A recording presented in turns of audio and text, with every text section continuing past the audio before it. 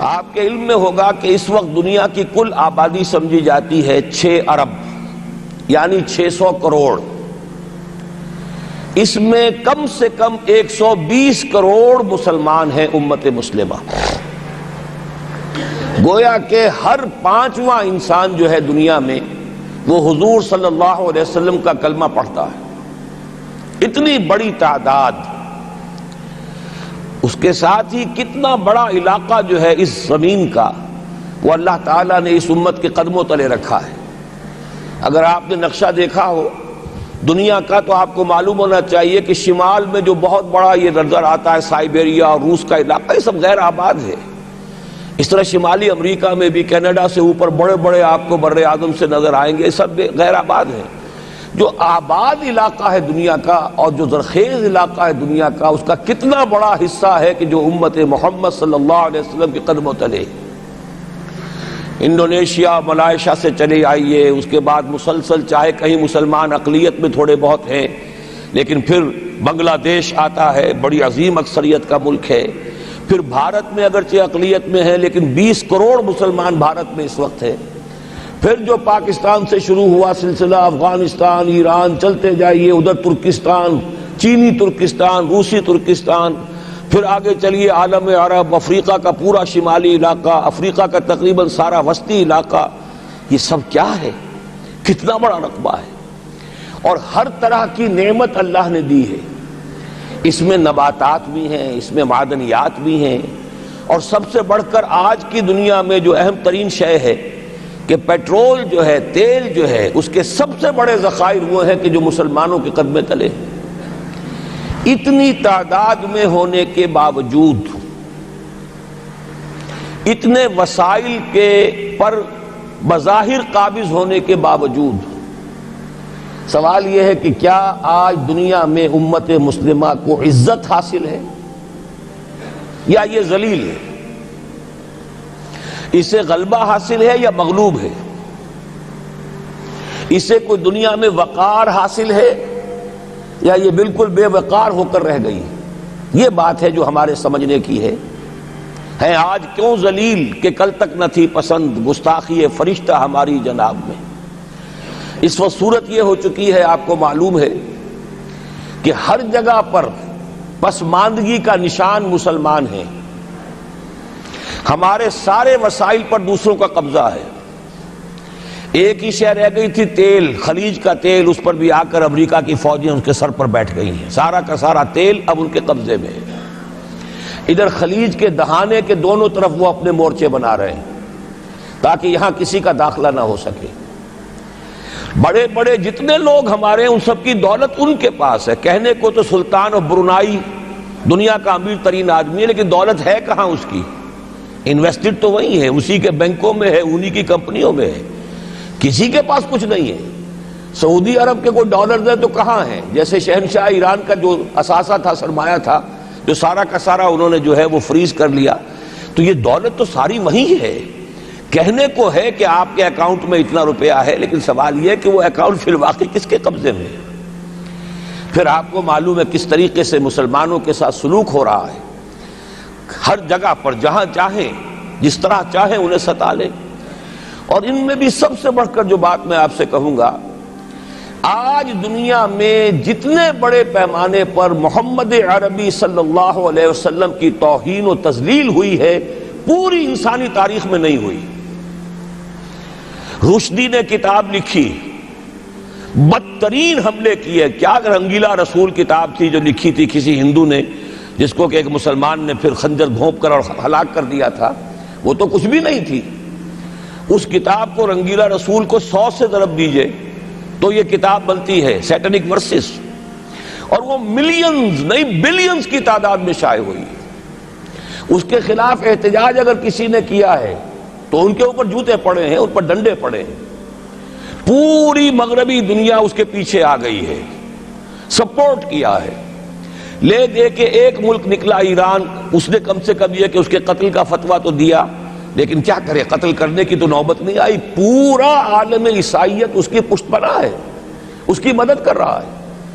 یہ اتنی بڑی توہین محمد رسول اللہ صلی اللہ علیہ وسلم کی اور آپ کی ازواج مطہرات کی اور یہ بظاہر ایک ایسے شخص کے ہاتھوں جس کا نام مسلمانوں کا سا ہے، اس کا اتنا بڑے پیمانے پر ہونا، اور پھر یہ کہ مسلمان 120 کروڑ ہونے کے باوجود کچھ نہیں کر سکتے۔ میں وہ چیزیں نہیں گنوانا چاہتا کہ 15 لاکھ جو ہیں وہ ہمارے افغان بھائی جو ہیں انہوں نے جانیں دیں، فائدہ کس کو پہنچا؟ تاحال امریکہ کو، کہ اس کی جو مد مقابل قوت تھی USSR وہ ختم ہو گئی۔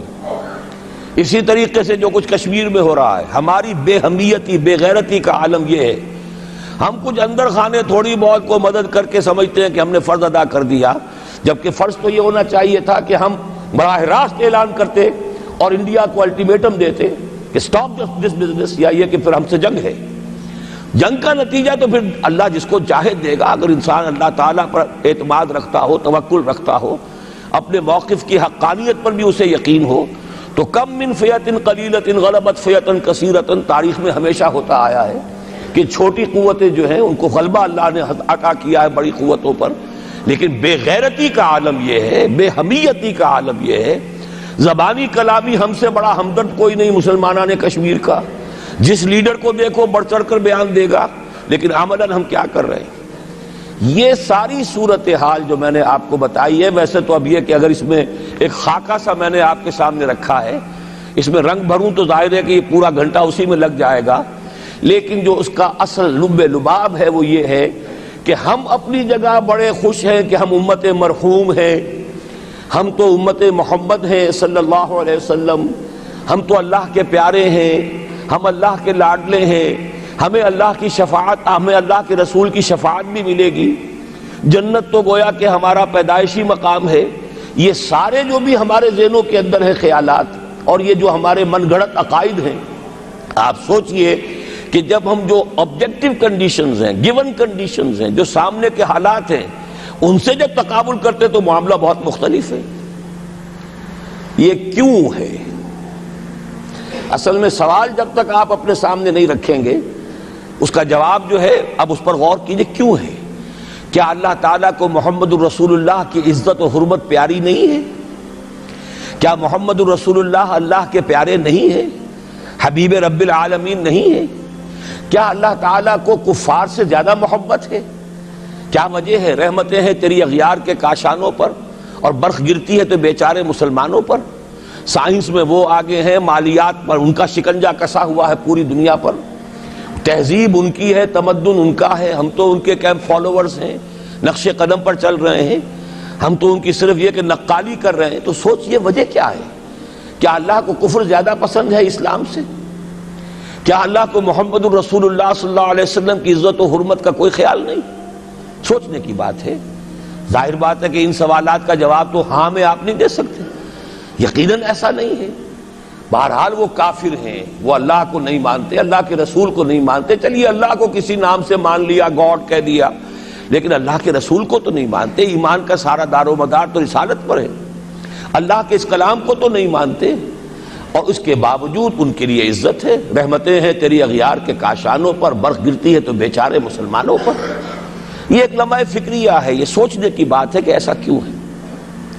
اس کا جو جواب میں آپ کو دوں گا وہ ذرا سا کڑوا جواب ہے۔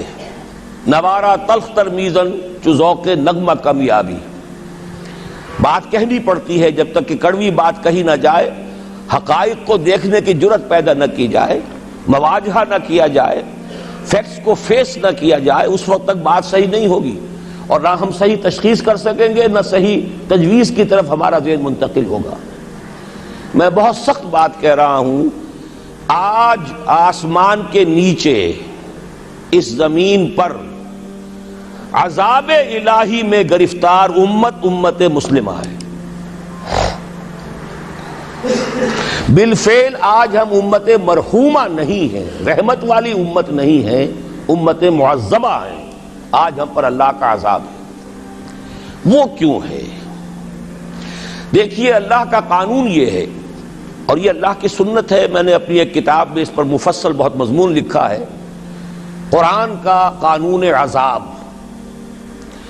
ایک عذاب تو آیا کرتا تھا ان قوموں پر جن کی طرف اللہ رسول بھیجتا تھا، اِنَّا أَرْسَلْنَا نُوحًا إِلَىٰ قَوْمِهِ، اگر رسول کی بات مان لی تو قوم کے لیے بہت خوشحالی ہے، مبارکباد ہے، اللہ کی رحمتوں کے سائے ہیں، اور نہیں مانی تو بربادی ہے، تباہی ہے، خاتمہ ہے۔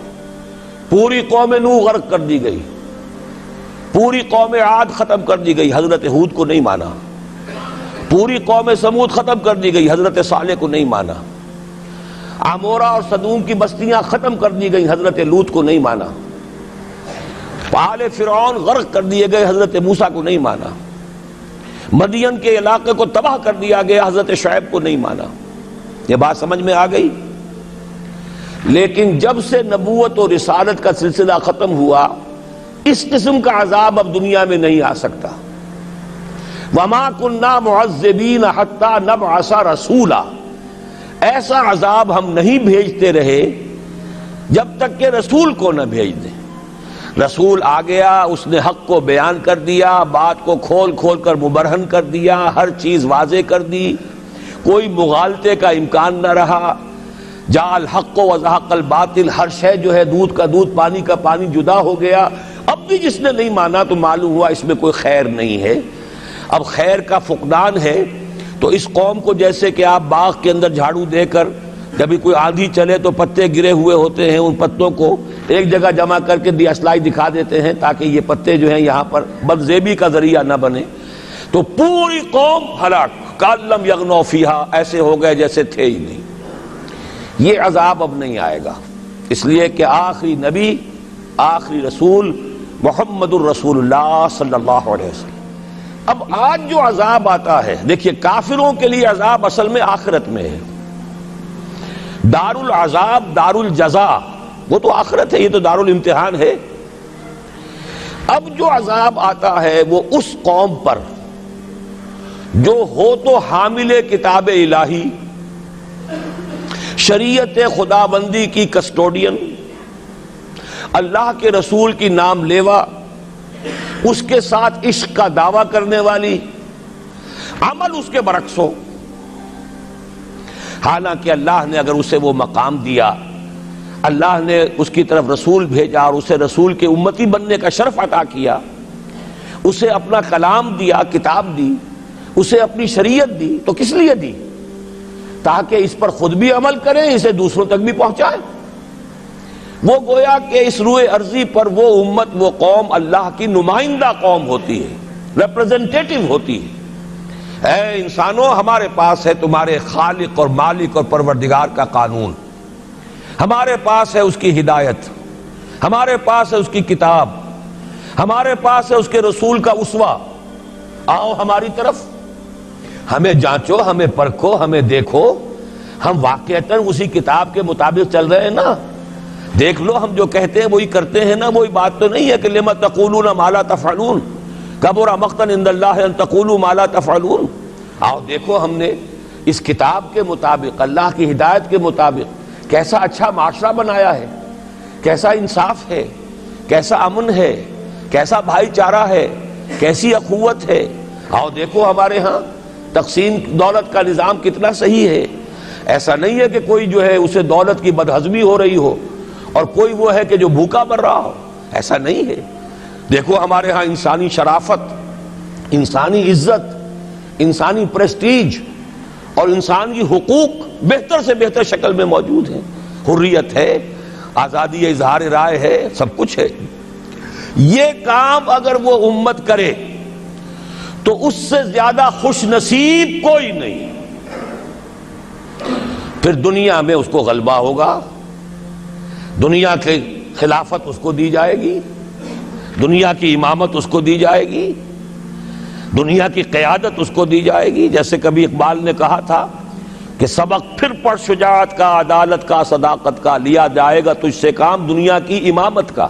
لیکن پھر وہی سبق پڑھنا پڑے گا جو صحابہ کرام نے پڑھا تھا۔ جب صحابہ کرام نے وہ سبق پڑھا تھا تو دنیا کی امامت اللہ نے ان کو عطا کی تھی کہ نہیں کی تھی؟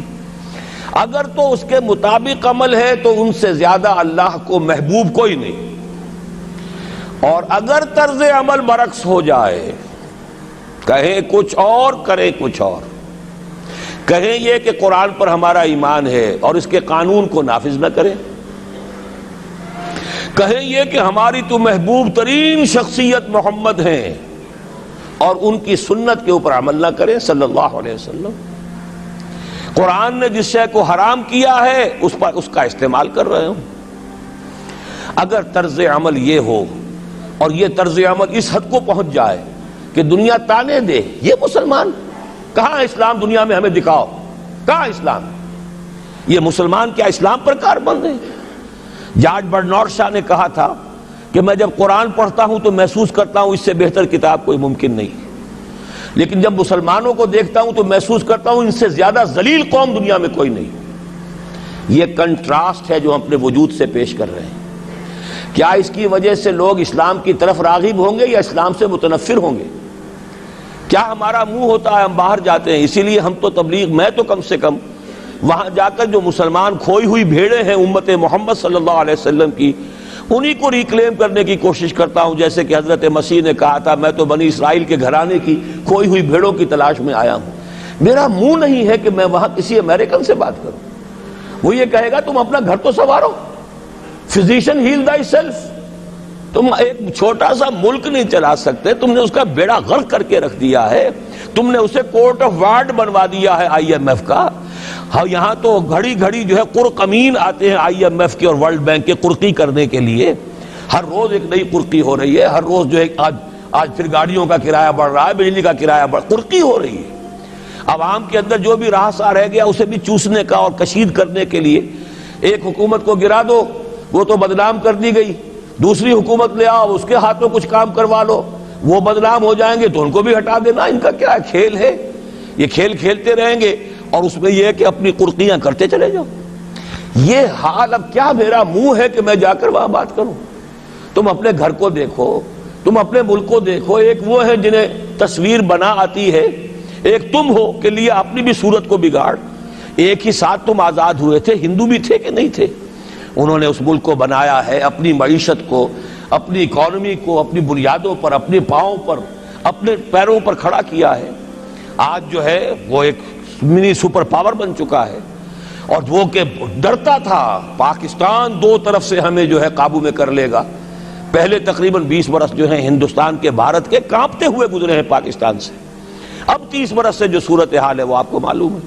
تو صورت یہ ہے کہ جب کوئی قوم جو امت مسلمہ ہو یہ طرز عمل اختیار کرتی ہے تو عذاب اس پر آتا ہے. بڑی کڑوی بات ہے. آج عذاب کفار پر نہیں آ رہا, وہ تو اللہ تعالیٰ ان سے آخرت میں نبٹ لے گا, اور آخرت تو ہے ہمیشہ کی, بڑا سو عذاب تو وہی کا ہے. وَلَعَذَابُ الْآخِرَةِ أَكْبَرُ لَوْ كَانُوا يَعْلَمُونَ. دنیا میں کفار پر عذاب آتا تھا جب کوئی رسول بھیج دیا جائے, اب رسول آئے گا نہیں. لیکن اب دنیا میں جو عذاب آتا ہے وہ مسلمان امت پر آتا ہے.